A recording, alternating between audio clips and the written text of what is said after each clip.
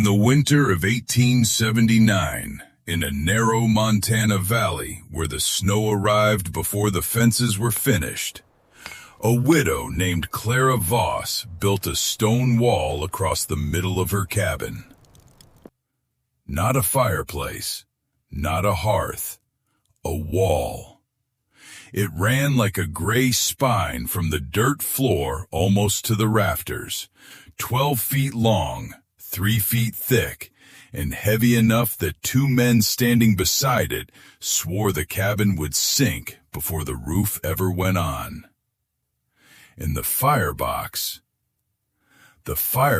was not even where sensible people expected it to be. Clara cut the mouth low at one end, narrow enough that it looked less like a place for warmth and more like an opening into a grave. That was what the valley called it by the second week, the grave wall. They said she had built her own monument before winter had the courtesy to kill her. There was no cruelty in all of it, or not only cruelty. These were people who knew cold as a working animal. They had seen a stove go dead at 3 a.m. and seen a man wake with his fingers gray. They had seen babies carried to the nearest neighbor because one cabin lost its draft and filled with smoke. In that country, wrong ideas were not embarrassing. Wrong ideas were lethal. And Clara's idea looked wrong from every angle. Rock did not burn. Rock did not make warmth. Rock stole warmth from any hand foolish enough to rest on it too long. Every child in that valley knew not to sit on stone in winter. So when a woman with one mule, a dead husband, and no grown sons began hauling dark river rock to build a wall bigger than her bed, the settlement made the only calculation it trusted. She would not last until February. Noah Reed, the oldest mason on Cottonwood Fork, and the man who had built 12 chimneys between the creek and the pass, said it cleanly outside the store. She has put all her wood money into dead stone. The men around him nodded, because the sentence sounded like experience. Clara heard about it by dusk. She did not answer.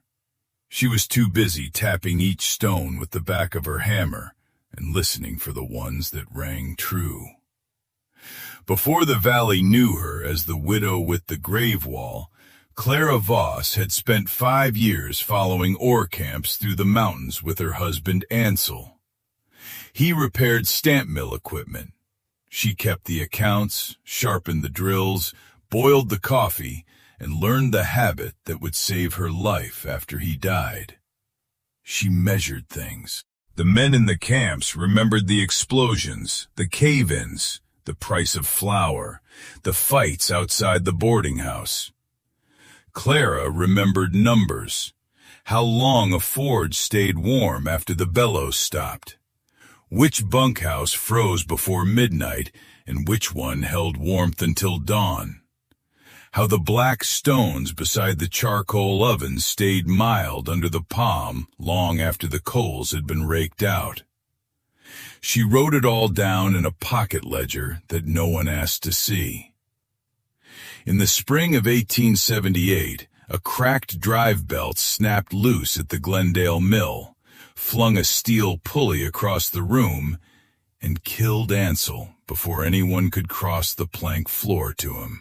Clara buried him on a slope above the creek, finished the accounts because unpaid wages were the difference between food and charity, and spent the next winter alone in a canvas room with a tin stove that ate wood like a starving thing. Every hour and a half she woke to feed it. If she waited too long, the fire died, the canvas stiffened with frost, and the cold came in as if it had been standing outside the door, listening for her to fail. By March, she understood something most people in Cottonwood Fork had never had the luxury to question. The fire was not freedom. The fire was a master with a red mouth. You served it, or it abandoned you. So when Clara filed her claim on a narrow bench above the West Fork, she was not thinking about how to make a bigger fire. She was thinking about how to stop being owned by one. Her cabin plan looked ordinary on paper. 16 feet by 18, a south wall with 2 small windows, a roof pitched steep enough to shed wet snow, a pantry dug into the north bank. Only the center line looked insane.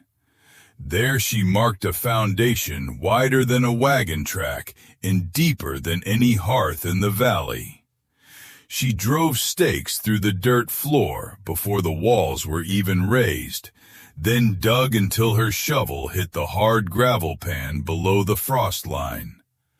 The trench ran nearly 13 feet. At the west end, it widened into a fire chamber. At the east end, it narrowed toward a single flue. Noah Reed came by on the 3rd day and stood with his thumbs hooked in his belt. You building a chimney or a fort? Clara did not look up. A bank. For what? For the fire. That was the first phrase the valley repeated back to itself with laughter. A bank for fire. By supper, it had traveled to 3 cabins and changed shape twice. By the next morning, a man at the blacksmith shed was asking whether Clara meant to deposit smoke and withdraw ashes. She let them have the joke. She had no time to defend a thing that did not yet exist. The real work began when the trench was packed with broken stone and lime mortar. Clara had no money for brick. What she had was a ravine 2 miles uphill where spring floods had dropped plates of dark basalt and pale sandstone in usable slabs. She took the basalt for the inner run because it drank heat slowly and gave it back slowly. She took sandstone for the outer face because it shaped under the hammer and would not split if she chose it clean. The choosing mattered more than the hauling. On each trip, she rejected more stone than she loaded. She tapped, turned, weighed, and studied each piece in the cold light. A hairline crack, a dull thud, a seam the width of a fingernail, and she left it in the ravine. Caleb Marr, a young teamster who helped her for 2 afternoons because he liked stubborn people and had not yet learned to hide it, asked why she was so particular. Clara held up a flat black stone. In summer, a crack is a line, she said. In winter, it becomes a door. Caleb carried that sentence back down the grade, and for a while, it unsettled him. It sounded less like a widow's fancy than a rule learned the hard way. The stone spine rose in October, course by course. It was not solid from end to end, and that was the part no one could see. Inside the wall, Clara built a crooked throat for smoke. The fire would enter low at the west mouth, turn upward, travel sideways through a chamber of stone, drop again, bend once more, and only then lead through the flue at the far end. A sensible chimney sent smoke away as fast as possible. Clara's wall delayed it. Not enough to choke the draft, not enough to leak, just enough that the hot breath of the fire had to spend itself inside the stone before it escaped into the sky. The valley saw only the outside and judged what it understood. Too much stone, too little fire, too much widow. By the last week of October, the wall weighed a little over 3,100 pounds, not counting the clay-packed base beneath it. It stole nearly a fifth of her floor space. It made the room awkward before it made the room warm. Men stepped inside, looked at the gray mass down the center, and stepped out again with the polite silence reserved for sickness. Noah Reed came a second time when the wall stood waist-high. He examined the mortar joints despite himself. They were clean. Too clean. Clara had learned fast, and that irritated him more than if she had been sloppy. "The workmanship won't kill you," he said at last. "The idea might." Clara set another stone. "Then we will know which one failed." "You think smoke will crawl through all that and still rise?" "I know it will, if the path is sized right." "You know?" "I tested it with tin pipe in a mill yard before I wasted stone." That silenced him for half a breath. Then pride returned to its post. "Tin pipe is not a winter cabin." "No," Clara said. "That is why I am building this one out of stone." The first heavy snow fell on November 17th, while the lime was still curing in the deeper joints. Clara covered the wall with canvas, banked a small fire outside the cabin to keep her mixing water from freezing, and worked with her fingers wrapped in strips of old flour sack. On November 28th, she lit the first fire inside the wall. Smoke rose from the east flue in a thin blue ribbon. The valley saw it and took satisfaction. A chimney, then. A foolish one, but still only a chimney. Fire went in, smoke came out. Nothing miraculous about that. For 4 hours the smoke continued. Then it stopped. By sunset, no smoke showed from Clara's roof at all. The temperature that night fell to 18 below.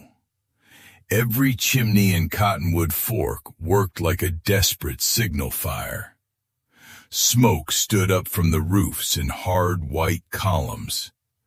Men woke through the night to feed their stoves. Women wrapped quilts around children sleeping closest to the walls. Noah Reed rose at 1, then at 3, then again just before dawn to keep the hearth from dying. Above them, on Clara's bench, the east flue gave nothing to the sky. Noah saw it once through his frosted window and muttered that the woman had finally smothered herself. Caleb Marr could not leave the thought alone. At first light, he climbed the ridge with a coil of rope he did not need and a dread he would not name. He expected the door to be stuck with frost. He expected silence. He expected the awful work of carrying bad news down to people who would pretend their predictions had been concern. Instead, Noah opened the door before he knocked. She wore no coat. Behind her, the room breathed warmth. There was no flame in the firebox, only a low bed of red hidden under ash. But the stone wall down the middle of the cabin gave off a dry, steady heat that Caleb felt on his face before he stepped across the sill. He stared at it. Clara noticed and almost smiled. "It's still paying out," she said. "What is?" "The wood I burned yesterday?" He walked to the wall and touched it with 2 fingers, then his whole hand. The stone was not hot enough to burn him. It was warm clear through, as if summer had been buried inside it and was leaking out grain by grain. "The fire's been dead since supper," Caleb said. "The flame has." That answer traveled down the ridge faster than he did. Nobody believed it. They said he had arrived while the fire was still burning and misremembered. They said Clara had another stove hidden in the pantry. They said the smoke must be leaking under the roof where no one could see it. They said a woman alone could make a young man see things that were not there. What they did not say, because it would have required surrender, was that a 4-hour fire had warmed 3,000 pounds of stone, and the stone had carried the cabin through the night. The first test did not convince them, it only offended them. Through December, Clara kept her rhythm. 2 fires a day, each short and fierce, one before sunrise, one before dark. Between them, the flue went quiet. She kept the ledger open on her table. Outside temperature, inside temperature, pounds of wood, burn time, time the stone reached peak warmth, time the room dropped below 50 degrees. The pattern appeared within 2 weeks. Her wall was slow to wake, but slower to sleep. During the fire, the heat entered the inner stones and moved outward. After the flame died, the center of the wall kept passing warmth to the faces. On most days, the room did not feel its richest warmth until an hour or two after the last visible flame had disappeared. That one fact would have sounded like lunacy to Cottonwood Fork. So Clara did not say it yet. She wrote it. Noah Reed kept dismissing the reports until they began interfering with his sleep. Not the reports themselves, the memory of them. On the night of December 14th, after a mild thaw turned to hard wind, he laid his palm on the stone chimney he had built in his own cabin. The fire had been low for less than an hour. The granite throat was already cold, except where flame touched it from inside. It did what every chimney he had ever built did. It endured heat, without keeping much of it. He pulled his hand away, annoyed, as if the stone had insulted him. The next afternoon, he climbed to Clara's place under the excuse of checking whether her flue cap had iced over. She let him in without ceremony. The room was calm. That was the first thing that troubled him. Not warm in the manner of a stove, with one side of the room sharp and hot and the far corners mean. Calm. The kind of evenness he had only felt in a root cellar in summer, except this air held the gentle heat of a living body. Noah circled the wall once. No cracks, no smoke stain, no leak at the joints. The firebox held ash. He touched the outer stones. Warm. He moved 3 feet down the wall. Warm. He crouched near the base where any ordinary chimney would have gone dead first. Still warm. Clara watched him discover the thing his pride had refused to hear. "When did you burn?" he asked. "Dawn." "It is nearly 2. "I know." "You kept no flame since?" "No." He looked toward the pantry, then the bed, then the roofline, searching for a cheat, because a cheat would have been kinder to his life. There was none. Noah Reed left that day more irritated than persuaded, but irritation is sometimes the first shape truth takes when it enters a proud mind. The true verdict came in January. A blue norther drove down from Canada on the 7th day of the month and struck the valley like a hammer. By noon, it was 20 below. By dark, 28. The creek stopped speaking under its ice. Axes rang against wood that split too cleanly because the sap inside had gone rigid. In every cabin, people prepared for a night without sleep. Noah stacked split fir beside his hearth until the pile reached his knee. The Penfield family moved all 3 children into one bed. Old Mrs. Sutter filled a kettle and kept it steaming to fight the dry cold that made breathing feel like swallowing glass. At Clara's cabin, smoke rose from the east flue at 3 in the afternoon. It burned hard until nearly 7. Then it vanished. Caleb Marr saw the empty roofline from the trail and felt his stomach drop. He had been in her cabin. He had touched the wall. He believed more than most. But belief feels thin when the air is cold enough to kill a horse in an open field. He went up with his scarf frozen stiff at the mouth. Clara was at the table, copying figures by lamplight. Her sleeves were rolled back. A cup of tea sat beside the ledger, not steaming hard, not cooling fast, simply resting in air that held steady around it.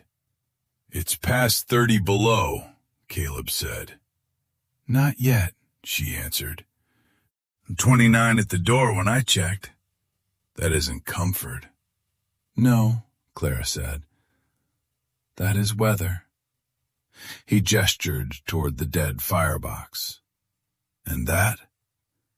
That is stored work."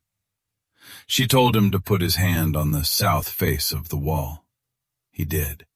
This time, the heat startled him enough that he stepped back.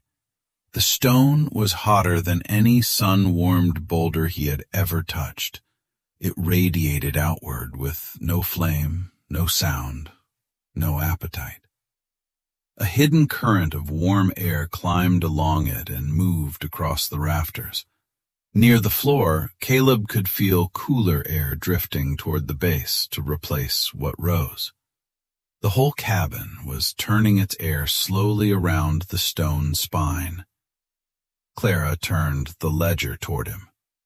21 pounds of wood for the day so far, 4 in the morning, 5 in the afternoon. The wall peaked 90 minutes after flameout. Inside temperature at that moment, 64.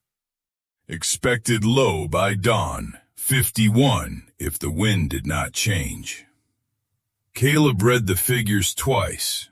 Noah Reed's cabin would burn that much before midnight and still have frost in the corners.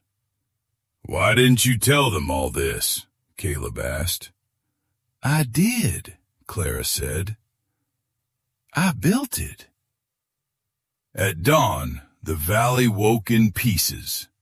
The temperature had fallen to 34 below, the coldest morning any of them had recorded since the first claims were marked. Smoke poured from every roof except Clara's. Men came out with faces hollow from broken sleep. Woodsheds looked suddenly smaller than they had the day before. Caleb went down to Noah Reed first, not to argue, to make him walk. Noah refused twice and came on the third asking because curiosity had become heavier than pride. They reached Clara's cabin at 10. The flue showed only a faint thread from the morning fire, already thinning. Inside, the central wall thermometer read 56 degrees. Noah stood in the doorway a long time. The firebox was not burning, not in any way that could explain the room. A few coals hid low in the ash. The wall did the rest. He put both hands against the stone and held them there. The heat came back, steady and deep. Not the brief warmth of a surface near a fire, not the sting of a stoveplate. a slow pressure of stored energy moving through rock, patient as water under ice. Noah closed his eyes, which was the closest he came to admitting fear, because he was not merely touching Clara's wall. He was touching every chimney he had built incorrectly. Clara did not spare him, but she did not humiliate him either. "The fire is only the earning," she said. "The stone is the keeping." He opened his eyes. "How much path inside?" 18 feet from mouth to exit. No wonder the draft is delicate. It is not delicate, it is measured. How much mass? 3,100 pounds above the base. He knelt, studying the firebox, the throat, the turn where flame entered the first chamber. Against his will, his hands began moving as a mason's hands move when the mind has accepted a problem. Measuring without tools, seeing load, seeing risk, seeing possibility. "The smoke spends itself before it leaves," he said. Clara nodded. "And the wall gives it back. All night. Not forever. No. Nothing gives forever. That is why the ledger matters." That sentence did more to turn him than any miracle could have. She was not claiming magic.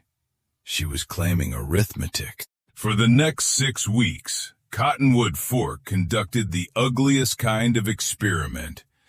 The kind begun by people hoping someone else is wrong. Noah kept a ledger. Caleb kept one. Sarah Penfield made her husband weigh each armload before it went into their stove because she did not trust men's guesses. Even old Mrs. Sutter marked hours on the back of a seed catalog. The figures came in stubborn and plain.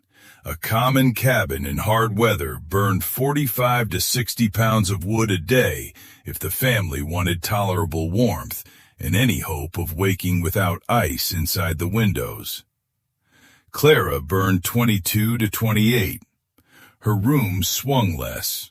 Her corners did not freeze. Her sleep did not break into 2-hour pieces. The fire demanded her attention twice. Then the wall took the night watch. What changed the valley was not envy. It was exhaustion. By February, the difference could be seen in people's faces. Noah looked like a man being carved from the inside by his own hearth. Elias Penfield nodded off while mending harness because he had risen 5 times the night before. Sarah's hands cracked from working near the stove, then carrying the baby back to the far bed where the cold kept winning. Clara, meanwhile, was making chair rungs by lamplight. That offended them more deeply than warmth. Warmth was comfort. Unbroken time was wealth. When Caleb asked Clara for the measurements in March, she handed in the ledger.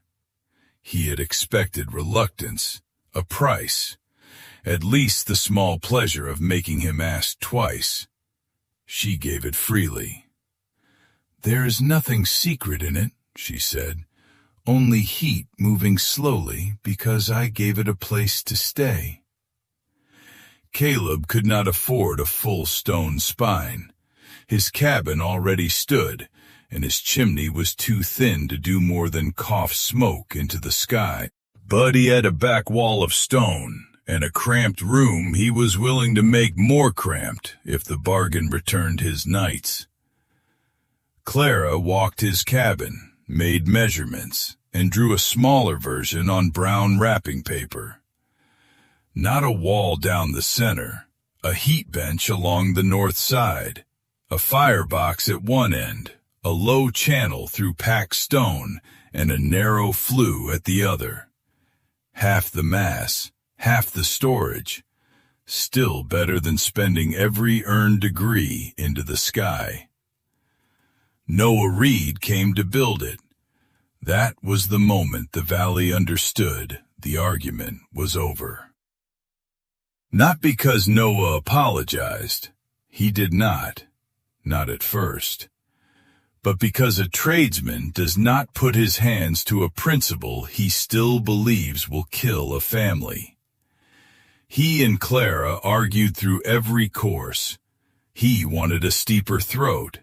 She wanted more residence time. He worried about soot at the second turn. She widened the clean-out. He demanded a deeper footing. She agreed before the sentence finished. What rose in Caleb's cabin was not Clara's design copied like scripture. It was Clara's observation, married to Noah's caution, Caleb's poverty, and the shape of a room already built. That mattered. The valley did not need a monument to one woman's correctness. It needed a method ordinary people could alter without dying. Caleb lit his first fire in the heat bench on March 22nd. It did not perform like Clara's wall. It could not. There was less mass, less path, less stone.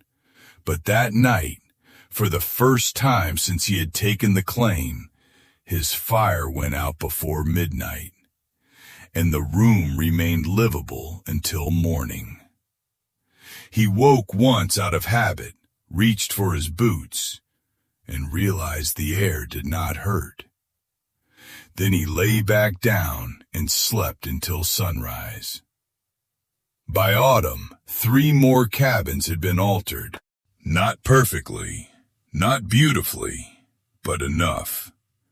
Noah began choosing stone differently. He stopped treating a chimney as a throat and began treating it as a purse. He looked for mass, path, clean-out access, draft, and surface area. He set deeper bases because a heat wall that cracked was not an inconvenience. It was smoke, collapse, death. In the winter of 1880, the proof widened. The Penfields burned nearly a third less wood than the winter before. Mrs. Sutter's little sidewall heater kept her one-room cabin above 48 through nights when the old stove would have died by 2. A new claimant named Lewis Crane paid Noah for a full central wall before he had even finished chinking his logs, because he had watched men spend the previous winter walking half asleep to wood piles that disappeared faster than snow. On February 9, 1881, Cottonwood Fork held its first winter meeting that lasted past sundown. They gathered in Lewis Crane's cabin. 42 people crowded around a stone spine copied from the widow's first wall, but improved by Noah's hands. A single afternoon fire had charged it. By the time the meeting began, no flame showed in the box. The room stayed warm for 3 hours. That would have been impossible 2 winters earlier. Not difficult, impossible. No one would have wasted that much wood on a meeting, and no ordinary stove could have kept the children from crying in the corners. They had gathered to discuss a road assessment. They ended by discussing Clara.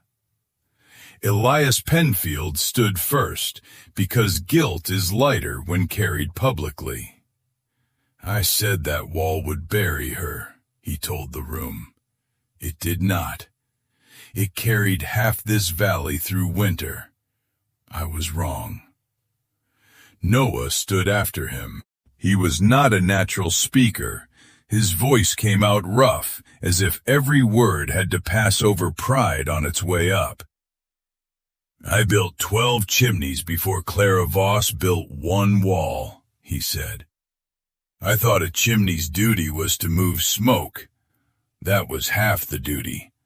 The other half is to keep what the fire already paid for." He looked at her then. She saw the missing half. Clara did not rise. She gave one small nod and let the room have its relief. The story would be cleaner if that were the end of it. The mocked widow vindicated, the doubters humbled, the valley warmed by genius. But the truth was better than that. Clara had not invented heat storage. She would have said so to anyone foolish enough to make her sound like a saint. Rock had been holding sun and fire since before there were cabins to warm. Old masonry stoves in other countries had done versions of the same work for generations. Kilns, ovens, forges, and blacksmith walls had been teaching the lesson in plain sight.